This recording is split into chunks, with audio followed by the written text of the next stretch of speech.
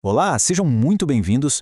Hoje a gente vai mergulhar numa verdadeira investigação clínica sobre um distúrbio da medula espinhal. O nosso objetivo aqui é decifrar as pistas que o corpo dá para a gente conseguir localizar um problema em uma das estruturas mais críticas do nosso sistema nervoso. Pois é, essa é a grande questão, né? Diante de uma suspeita dessas, o desafio é gigante.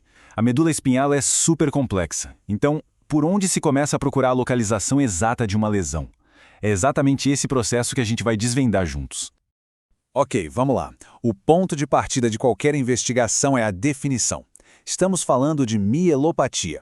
Pensa nesse termo como um grande guarda-chuva, sabe? Ele cobre qualquer tipo de problema que afete a medula espinhal. É importante não confundir com mielite, que já aponta para uma causa mais específica, tipo infecciosa ou inflamatória. Mielopatia é o nosso caso geral, a primeira peça do quebra-cabeça. E agora a gente entra na parte investigativa de verdade. Para resolver esse quebra-cabeça, é preciso ir atrás de pistas clínicas muito específicas que o corpo apresenta. Cada sinal é uma peça que vai ajudando a gente a montar o quadro completo. Essas pistas se dividem em duas categorias principais. E olha, entender a diferença entre elas é absolutamente crucial para o diagnóstico. Estamos falando dos sinais do neurônio motor superior e dos sinais do neurônio motor inferior. É essa distinção que vai ser o nosso guia. Vamos aprofundar agora na parte mais reveladora, e talvez a mais complexa também, do diagnóstico. Como diferenciar esses dois tipos de sinais? É bem aqui que a localização do problema começa a ficar mais clara. E aqui está o pulo do gato de toda essa análise. A combinação desses sinais funciona quase como um GPS. Alguns sinais apontam para o local exato da lesão, enquanto outros mostram que, olha, o problema está em algum ponto mais para cima. E aqui a gente consegue ver direitinho como os sinais opostos indicam locais diferentes. Abaixo da lesão, os sinais do neurônio motor superior são de exagero. O tônus muscular aumenta, os reflexos ficam superativos. Mas no nível exato da lesão, os sinais do neurônio motor inferior mostram o contrário. O tônus diminui, os reflexos ficam fracos e o músculo atrofia. São como setas apontando para lugares diferentes.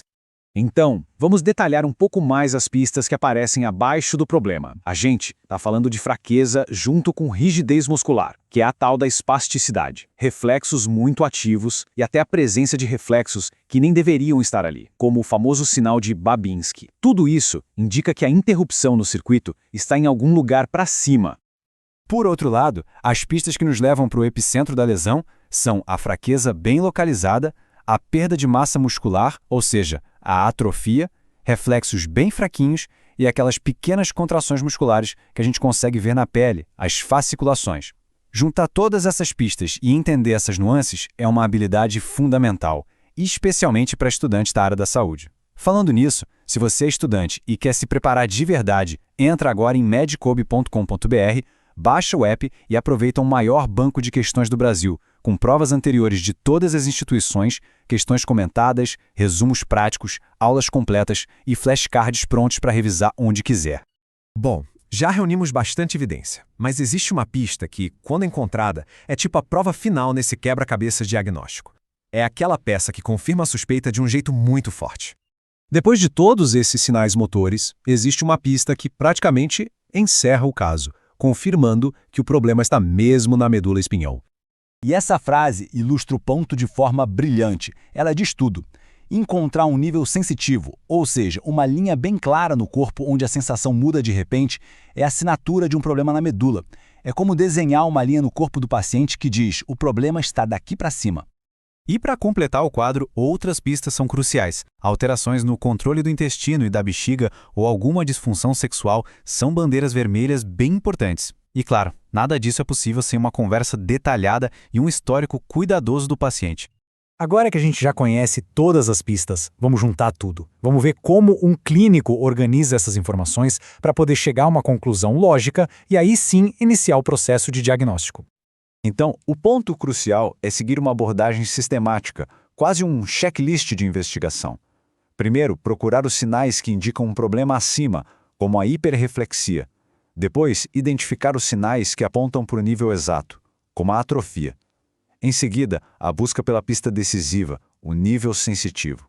E, por fim, confirmar com as perguntas sobre as funções do corpo que são mais automáticas. Com tudo isso, a gente conseguiu localizar a lesão, o onde. Só que isso abre uma nova porta de investigação talvez ainda mais importante: descobrir o quê? Qual é a causa dessa mielopatia? Bom, essa já é uma questão para uma próxima análise.